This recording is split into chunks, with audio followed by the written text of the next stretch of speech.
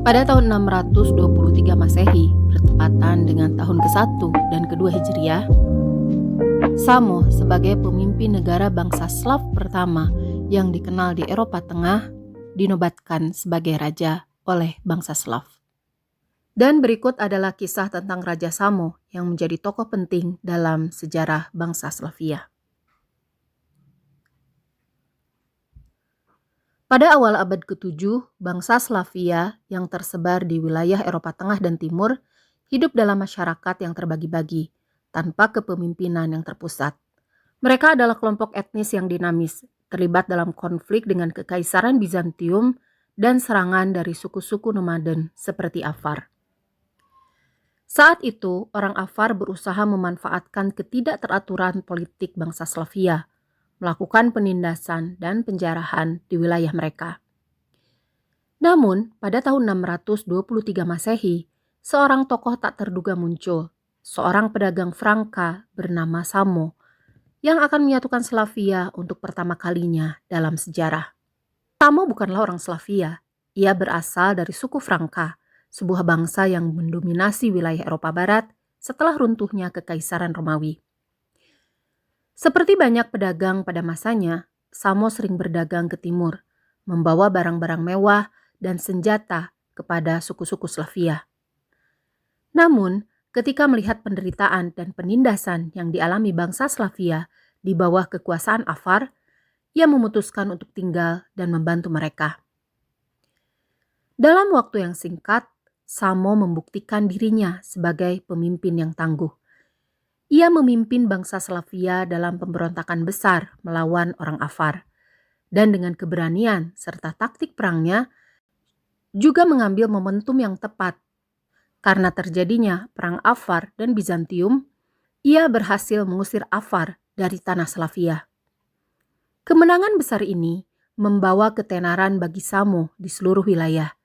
Dan pada tahun ini, tahun 623 Masehi, bangsa Slavia yang berterima kasih memproklamirkannya sebagai raja mereka, sebagai pemimpin pertama dari apa yang kemudian dikenal sebagai Kekaisaran Samo. Kekaisaran Samo adalah aliansi longgar dari berbagai suku Slavia yang terbentuk untuk mempertahankan kemerdekaan mereka dari ancaman luar, baik dari orang Avar maupun dari Kekaisaran Franka di barat. Meski bukan kekaisaran dalam pengertian tradisional, ia adalah cikal bakal pertama dari kesatuan politik Slavia. Samo memerintah dengan bijaksana selama 35 tahun, mengukuhkan otoritasnya, melakukan diplomasi dan kekuatan militer. Selama masa kekuasaannya, Samo tidak hanya berhasil mempertahankan wilayah dari invasi asing, tetapi juga memperkuat hubungan antar suku-suku Slavia. Salah satu pertempuran besar yang mengukuhkan reputasi Samo adalah pertempuran Wogantisburg pada tahun 631 Masehi. Dalam pertempuran ini, pasukan Samo berhasil mengalahkan tentara Kekaisaran Franka yang dipimpin oleh Raja Dagobert I, yang berusaha menghentikan kekuasaan Samo. Kemenangan ini mengukuhkan Samo sebagai penguasa yang dihormati, bahkan oleh musuh-musuhnya. Meskipun tidak ada catatan yang jelas mengenai kehidupan pribadi Samo setelah ia menjadi raja, keberhasilannya dalam memimpin bangsa Slavia menunjukkan bahwa ia memiliki kemampuan untuk beradaptasi dengan cepat dalam lingkungan politik yang kompleks. Samo tidak hanya dihormati sebagai pemimpin militer, tetapi juga sebagai simbol persatuan bagi bangsa Slavia. Namun, setelah kematian Samo sekitar tahun 658 Masehi, Kekaisaran Samo tidak bertahan lama. Bangsa Slavia kembali terpecah menjadi suku-suku kecil. Meski begitu, warisan Samo tidak dilupakan. Ia dikenang sebagai pelindung pertama bangsa Slavia dan pendiri kerajaan pertama mereka. Sebetulnya, tidak ada catatan kontemporer tentang Samo yang ditulis sendiri oleh orang Slavia, karena tulisan tidak diperkenalkan di budaya bangsa Slavia sampai abad ke-9 dan ke-10 Masehi. Sumber utama tentang Samo adalah dokumen Frank dengan pengarang yang tidak pasti yang dikenal sebagai Kronik Fredegar, yang aslinya ditulis pada abad ke-7 Masehi.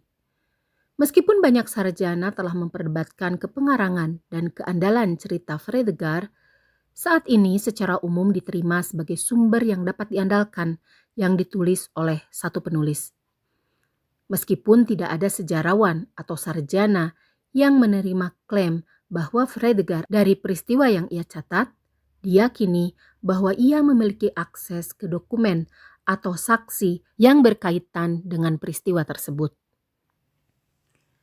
Samo meninggal pada tahun 658 Masehi dan kerajaan yang dibangunnya pun ikut hancur bersamanya. Meskipun ia memiliki pengaruh, kekuasaan, dan kekayaan, tidak seorang pun dari 22 putranya yang menggantikannya sebagai raja. Hal ini mungkin menunjukkan bahwa dalam struktur politik bangsa Slavia, kekuasaan tidak diwariskan, tetapi diberikan berdasarkan prestasi pribadi. Seperti yang diketahui terjadi pada bangsa Avar sebelum pemerintahan Bayan I. Putra-putra Samo tampaknya tidak memiliki keterampilan seperti ayah mereka dan tidak ada penerus. Dan tidak ada penerus kerajaan yang didirikannya yang tercatat. Bangsa Avar dengan cepat memasuki wilayah yang diduduki oleh bangsa Slavia setelah Samo meninggal dan membangun kembali kekuasaan mereka sebelumnya atas rakyat hingga mereka dikalahkan oleh bangsa Frank di bawah pimpinan Charlemagne pada tahun 796 Masehi.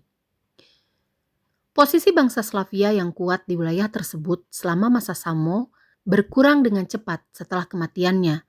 Mereka kembali menjadi bawahan bangsa Avar dan kemudian bangsa Frank. Kisahnya memberikan inspirasi bagi banyak pemimpin Slavia di kemudian hari yang berusaha untuk menyatukan suku-suku mereka di bawah satu kekuasaan. Warisan Samo tetap hidup dalam sejarah sebagai pengingat bahwa dengan kepemimpinan yang kuat dan persatuan, sebuah bangsa dapat bangkit melawan penindasan dan menemukan kebebasan. Meskipun kekaisarannya tidak bertahan lama, pengaruh Samo di Eropa Tengah sangat besar dan membentuk landasan bagi pembentukan identitas Slavia yang kuat di masa depan.